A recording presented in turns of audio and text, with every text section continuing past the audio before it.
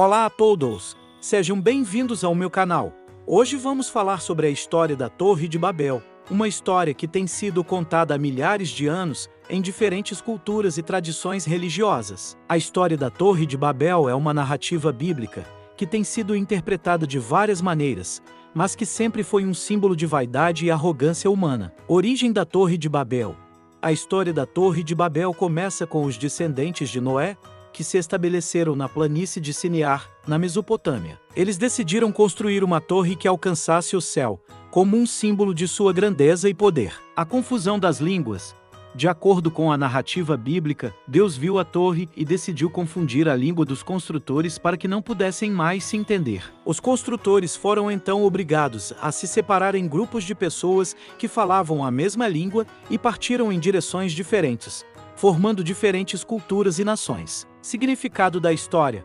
A Torre de Babel se tornou um símbolo da vaidade e arrogância humana, que tenta desafiar Deus e suas leis. A história também representa a diversidade linguística e cultural da humanidade, que foi criada por Deus como uma bênção, mas que às vezes pode causar divisão e conflito. Influência da história. Embora a história da Torre de Babel seja uma história bíblica, ela também é reconhecida em outras culturas e tradições religiosas. Por exemplo, a história do Ziggurat de Enlil, na antiga Suméria, tem semelhanças com a história da Torre de Babel e é considerada uma possível fonte de inspiração para a narrativa bíblica. Conclusão. E assim terminamos a história da Torre de Babel, uma história cheia de simbolismo e significado. A Torre de Babel é um lembrete para nós de que não devemos deixar a vaidade e a arrogância nos dominar, e que devemos abraçar a diversidade linguística e cultural da humanidade como uma bênção. Origem do nome Babel. O nome Babel vem da palavra hebraica Balal, que significa confundir. Esse nome foi dado à torre em referência à confusão das línguas que Deus criou entre os construtores. Localização da Torre de Babel.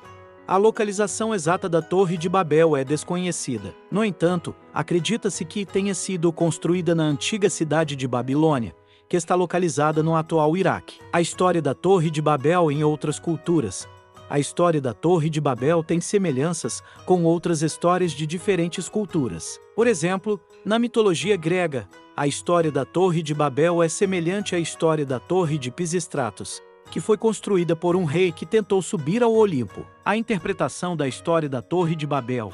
A história da Torre de Babel tem sido interpretada de várias maneiras ao longo dos séculos. Alguns acreditam que a história é uma alegoria para a diversidade linguística e cultural da humanidade, enquanto outros veem a história como uma advertência sobre a arrogância e vaidade humana. A influência da história na cultura popular.